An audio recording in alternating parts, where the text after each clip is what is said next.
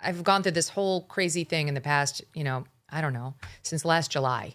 Since last July, when I made one comment about whether Epstein might have been an asset for the Mossad, and people started calling me an anti-Semite after being ardently pro-Israel and very, very defensive, as I remain, of American Jews. And I was like, what's happened here? Why? Whoa. Like, they know I'm not an anti-Semite. They know that I'm not, for sure. They know that. So why are they unleashing that term against me? And then Charlie was murdered, and the discussion came up about what his feelings were on Israel, and you weren't allowed to even raise that. And I had a conversation with Charlie in August, the month before he was killed. I hope people go watch that. People should go watch that if you haven't seen it. It was an incredible 30-minute exchange we had that wasn't even on the agenda. When you're coming on the show, we'll give you a couple of a little outline, we'll probably hit these 5 topics if you want to bone up. And we had done that for Charlie too. And we had not given Charlie anything about Israel. It was still resonating with me. We were both still reeling because we were both called anti-Semites, and he was so pro-Israel too. And we were both pissed. It was like, what the fuck? This is bullshit. And we had a long talk about it. And then from that point forward, it's just been nonstop with you're an anti-Semite. You have to defriend Tucker. You have to speak out about this person or that person and their commentary. And I've been saying all along, I'm responsible for my own commentary. I have no obligation to defriend anyone. And by the way, I don't believe Tucker's an anti-Semite. And I'm responsible for the words that come out of my mouth. And that's it, period. It's been nonstop. And now, honestly, Glenn, I can barely go on X because I get trolled so heavily by the pro-Israel crowd and the Israel First crowd, and then the bots. There are many, many bots on X that, are part of an operation. And then there are many, many live humans on X who actually get $7,000 a tweet. People have come out and admitted it from the Israelis to troll anybody who deviates from the party line. And so I want the audience to understand that this is happening, and it's an effort by a foreign country to silence the views of American about American foreign policy. That is fucked up. That's not okay. It's one thing to have regular Americans say, I disagree with you on this. That's fine. We should all be doing that. It's quite another to have a foreign country actively interfering online to silence American voices about its interference in our affairs and the lives of our American service personnel.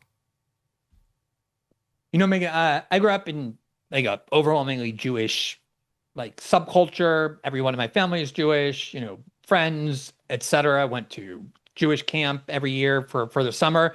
There is anti-Semitism in the world, there's racism, there is everything else, and it has manifested in dangerous ways.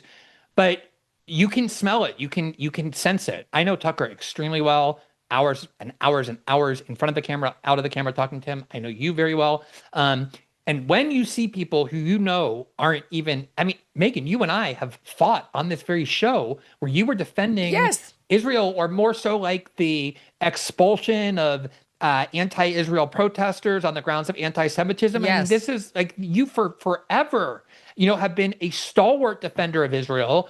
And so was Charlie. But simply because you both started asking questions about, wait a minute, is this war really in our interest? Is this really Israel exerting undue influence?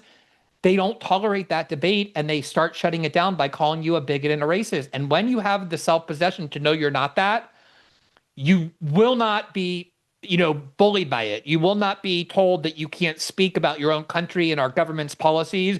And by doing that, they really have trivialized anti-Semitism, which has long been one of the big dangers because it's supposed to pack a punch.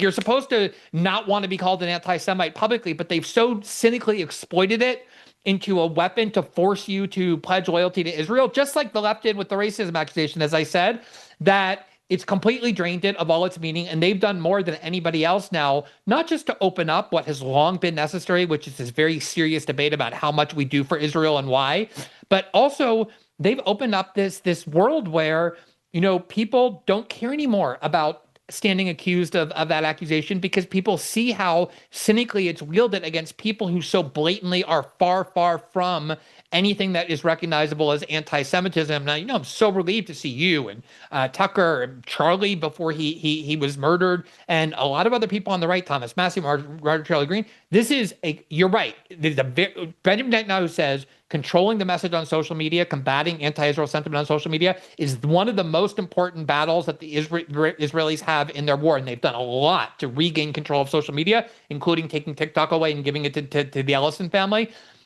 and doing a lot on X as well. But it's so much, as somebody who's been criticizing Israel and arguing about this for a long time, it's so much better now than it ever has been that finally we get to have this debate out in the open, to the point where there's a New York Times article this morning saying that Trump battles the perception of his own base that this war was for Israel. That was unthinkable even 5 years ago. I will say this, in real life, which is not X, I have so many people stop me, Jewish Americans, saying, this is such bullshit. We know you're not an anti-Semite. Please don't listen to these rabid, folks online. They don't speak for us. And I know that.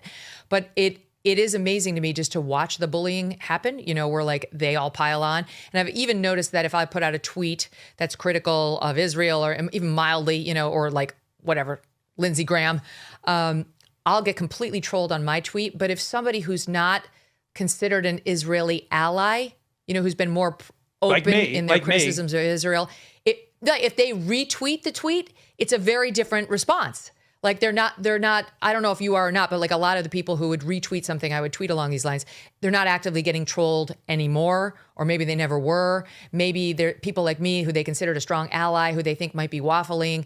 They reserve a particular ire for people like that, in the same way that, like, if you were a Democrat and you turn on the Democrats, they really pile on you. You know what I mean? Like you've betrayed them. You're supposed to be on their team and you didn't.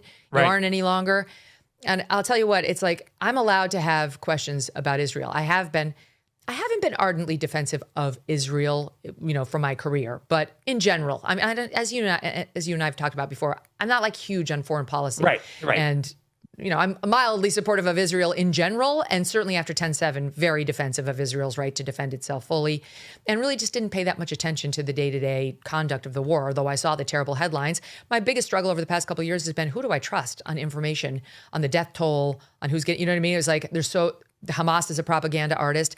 And now what I see is, so is Israel. So is Israel.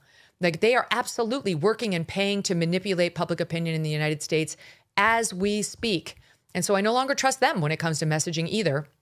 And I will not be silenced by bullies of any kind, whether it's BLM bullies, whether it's leftist bullies, whether it's, the people who tried to cancel me after Trump and I had that debate bullies, whether it's Vladimir Putin. I will not be silenced by these bullies. I don't care. And you warned them. You warned them ahead of time. You said, if you think this is going to silence me, it's going to have the opposite effect. Charlie said the same thing. Yeah, I didn't mean to suggest you were some like hardcore Israel crusader. Just that, on foreign policy, you worked at Fox. I think you were generally supportive of the war on terror mindset with some question. You were never somebody, I guess I just mean that you were never somebody who was like an Israel critic. And even after October 7th, as you just recounted, and I know for this personally, you were somebody who was mostly sympathizing with Israel. They had been attacked, was your view, and these protesters were anti-Semitic. And to watch them basically pick you up, and Charlie up, and Tucker as well, and basically turn you into anti-Semites just simply for expressing some questions or doubts, which you have not just the right, but the obligation to do as American journalists, as American citizens. It's disgusting. It's as despicable to me as what the left did when they accused people of being racist or otherwise bigoted without any basis whatsoever. And it's creating the same backlash. It's exactly the same mentality. It's exactly the same tactic. Think about this. In 2006, $20,000 equaled roughly 33 ounces of gold at spot price. Okay, $20,000 got you 33 ounces. At today's prices, those 33 ounces would be worth about $165,000. That would have been a very good investment. And that's why so many smart Americans do diversify a portion of their savings into precious metals. They're thinking about what's going to happen in the next 20 years. And it's also why you should consider buying gold from Birch Gold Group. For thousands of years, gold has been a store of wealth. And today, it is a crucial part of any balanced strategy. Even better, Birch Gold can help you convert an existing IRA or 401k into a tax-sheltered retirement account in gold. All you have to do is text MK to the number 989898, and that will give you a free info kit on gold. There's no obligation. It's just useful information from which you can make a decision. With an A+ rating with the Better Business Bureau and tens of thousands of happy customers, let Birch Gold help you diversify with gold. Now that's peace of mind. Again, text MK to 989898 today. Thanks so much for watching. If you like what you just saw, hit the subscribe button for more clips and full episodes.